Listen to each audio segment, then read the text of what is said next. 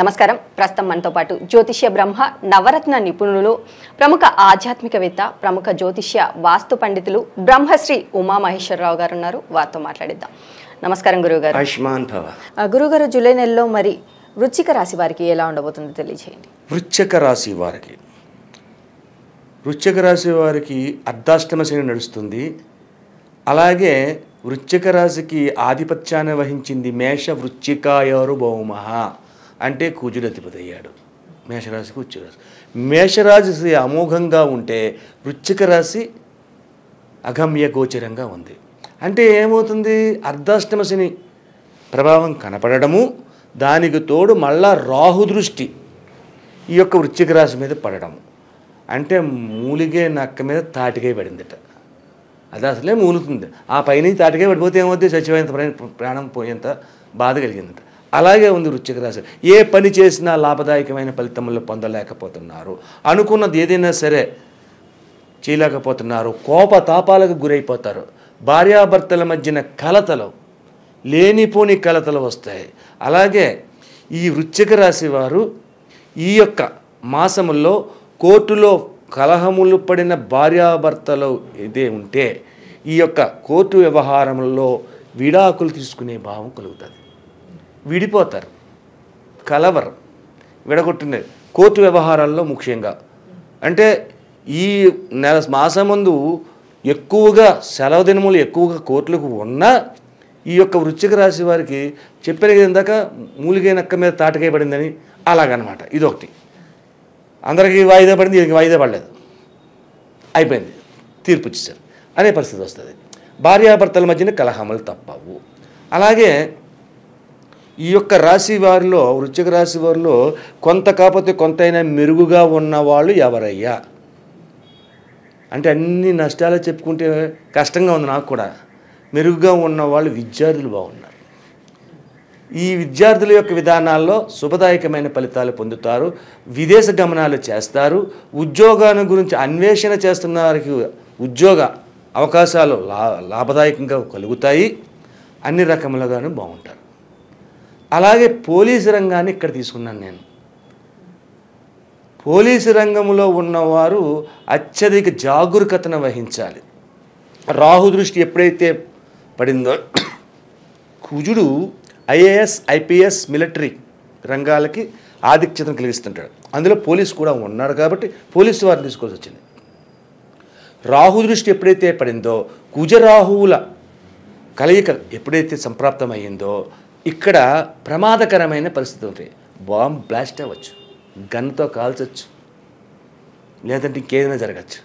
కాబట్టి అప్రమత్తతనంగా ఉండాలి పోలీసు రంగం వారు. ఎట్టి బదులు ఎదురుకి వెళ్ళకూడదు, దుందుడుకుతనంగా వెళ్ళకూడదు. అలాగే ఇదే పోలీసు రంగాలకి అంగవైకల్యం ఏర్పడడానికి కూడా అవకాశం ఉంది. జాగరూకత ముఖ్యము అనేది వృశ్చిక రాశి వారు చూసుకోవాలి. అలాగే వ్యాపార రంగంలో ఉన్నవారికి ఏ రకంగా ఉందండి అంటారు. వ్యాపారం చేసే వాళ్ళకి ఏముంది? చేస్తున్నాం, వ్యాపారం బాగానే చేస్తున్నాం, 10 రూపాయలు వస్తుందా అనుకుంటున్నాం, 10 రాకపోయినా 8, 6, 7 వస్తున్నాయి అని నీరసంగా ఉంటుంది వ్యాపార రంగంలో. అయితే ఉత్తేజరంగా ఉండేది ఏది? ఈ వృశ్చిక రాశి వారిలో ఏ వ్యాపారం ఉత్తేజంగా ఉంటుంది? ఫుడ్ ఐటమ్స్ ఏదైనా సరే ఉత్తేజంగా ఉంటుంది, ఎక్కువ హుషారుగా ఉంటారు. అంటే హోటల్స్ కానీ లేకపోతే ఫాస్ట్ ఫుడ్ సెంటర్స్ కానీ ఇటువంటివి ఉంటాయి కదా, అటువంటి వారికి చాలా బాగుంటుంది. ఊళ్ళో అన్ని రంగాల వారు కూడా అత్యధికమైన జాగరూకతను తీసుకోవాలి. అయితే ఉన్న గురించి చెప్పుకునే ముందు ముఖ్యంగా ఈ వృశ్చిక రాశి వారికి రెమెడీస్ ఎక్కువ వస్తాయి. అది సుప్రసిద్ధంగా చెయ్యాలి. ఏం చెయ్యాలయ్యా? వీళ్ళు గమ్ముని ఫాస్ట్గా రిజల్ట్ పొందాలి, ఈ యొక్క కష్టాల నుంచి తొలగి రావాలి అంటే ఏం చెయ్యాలి? నువ్వులతో చిమ్మిలి తయారు చేయండి, అంతంత ఉండలు చేయండి. నువ్వులతో చిమ్మిలు తయారు చేసి అంతంత ఉండలు చేసి ఏదైనా నాగేంద్రుడు అంటే జంట నాగులు ఉంటాయి గుడిలోని, అటువంటి నాగ దేవతల దగ్గరికి వెళ్ళండి. ఒక కప్పుతోటి వీలైతే వెండి కప్పు చూసుకోండి. వెండి కప్పు కావాలి. ఇక్కడ లేకపోతే స్టీల్ కప్పు పనికిరాదు, గాజు గ్లాస్ తీసుకోండి. అంటే అందరికీ వెండి గ్లాసులు ఉంటాయా? ఉండవు కదా. కాబట్టి గాజు గ్లాస్ తీసుకోండి. ఆ గాజు గ్లాసులోని ఆవు పాలు పోయండి, పచ్చిపాలు.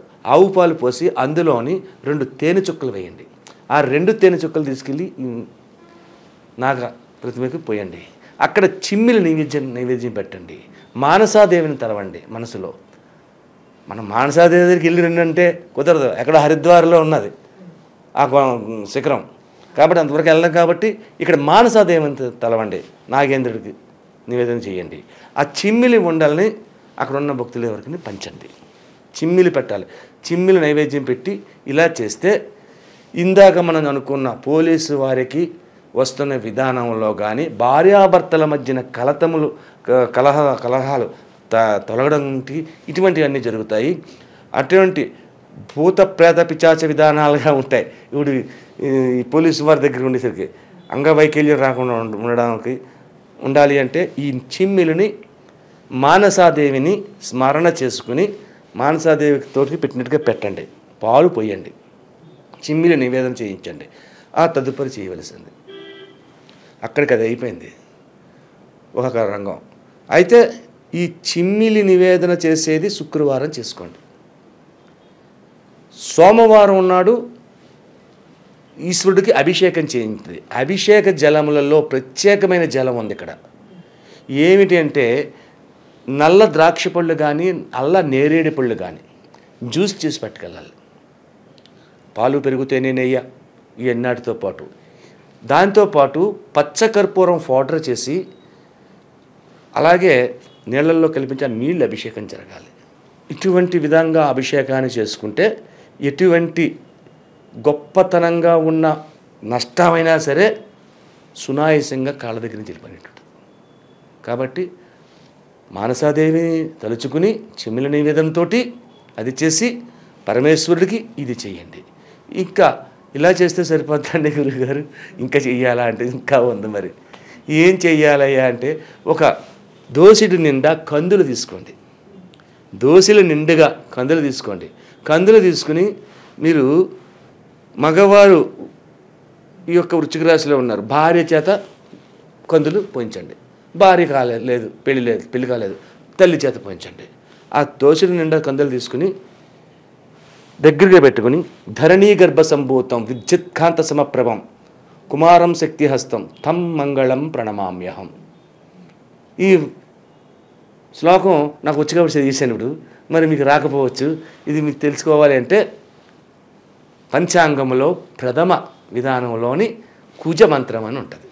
అక్కడే ఉంటుంది ధరణీ గర్భ సంభూతం విద్యుత్కాంత సమప్రభం కుమారం శక్తిహస్తం తం మంగళం ప్రణమామ్యహం అని 7 సార్లు చదివి నీటిలో వదలండి. సరే నీటిలో వదలమన్నారండి, మా ఊర్లో చెరువు లేదు, కాలువ లేదు, మురిక్కాలువ తప్ప అని అంటారు.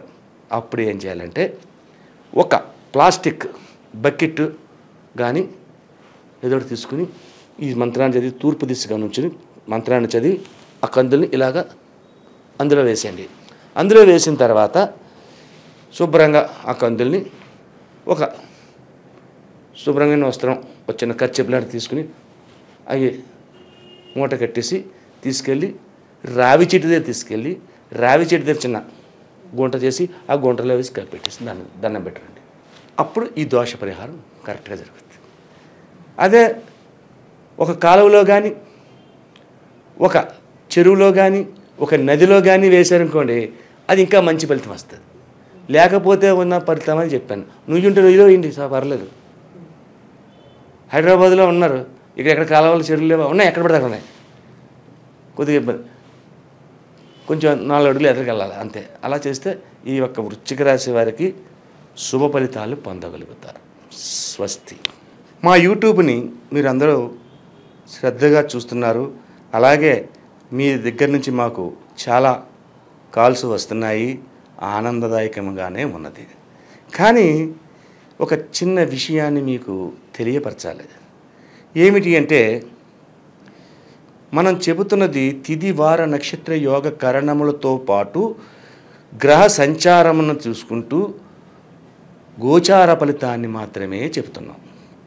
అంటే వెంకటేశ్వరరావు అనే పేరు వాళ్ళు ఉన్నారు. వెంకటేశ్వరరావు ఎంతమంది ఉన్నారు? కొన్ని కోట్ల మంది ఉన్నారు. అందరికీ ఒకటే ఫలితం రాదు. అలాగే ట్విన్స్ పుట్టారు, రాముడు లక్ష్మణుని పేరు పెట్టారు. వాళ్ళిద్దరి జాతకం ఒక రకంగా ఉండదు, రకరకాలుగా మారిపోద్ది. అలాగే మనం చెప్తున్నది గోచార ఫలితంలో చెప్తున్నాం కాబట్టి 100% మీ జాతకం కాదు. మీకు కొన్ని పాయింట్స్ మాత్రమే కలుస్తుంటాయి. ఒక 50% 60% కూడా కలవచ్చు. ఉన్నదంతా కరెక్ట్గా మీకు అనువదించడం జరగదు. కాబట్టి ఇది తెలుసుకోవాలంటే మన స్వజాతకము అంటే ఏ తిథి వార నక్షత్ర యోగకరణాల్లో పుట్టాము, ఏ నక్షత్రంలో పుట్టాము, అటువంటి సమయంలో పుట్టాము, దీని వలన జరుగుతున్న గ్రహబలం ఏంటి అన్నది. అంటే ఇక్కడ మనం చెప్పుకోనిది ఒక్క గోచార చక్రాన్ని మాత్రమే చూసి చెప్తున్నాం. అదే మీ జాతకాన్ని చెప్పాలి అంటే రాశి చక్రం చూడాలి, భావచక్రం చూడాలి, నవాంశ చక్రం చూడాలి, ఇంకా చాలా చక్రాలు ఉంటాయి. ఎన్నట్లకంటే ముఖ్యమైనది ఈ 3 చక్రాలు మేము చూసి చెప్తాం. చూసినందువల్ల మీకు 100% వస్తుంది. దాంతోపాటు మీ ముఖ కవళికలు, మీ ముఖ వర్చస్సు, మీ యొక్క చేతి రేఖలు, మీ యొక్క నాడి, ఇటువంటివన్నీ తెలుసుకుంటే 100% తెలుసుకుని శుభయోగమైన ఫలితాలు పొందుతారు. అదృష్ట రంగులు, అదృష్ట రత్నాలు, అదృష్ట యోగాలు, అదృష్ట వారాలు, అదృష్ట నక్షత్రాలు, కీడు చేసే నక్షత్రాలు, ఇవన్నీ కూడా మీ యొక్క జాతకానికి వస్తాయి. కాబట్టి ఎవరైనా జాతకాన్ని తెలుసుకోవాలంటే జ్యోతిష్యుని దగ్గరికి వెళ్ళి తెలుసుకుంటే మీకు 100% పొందుతారు. నమస్తే.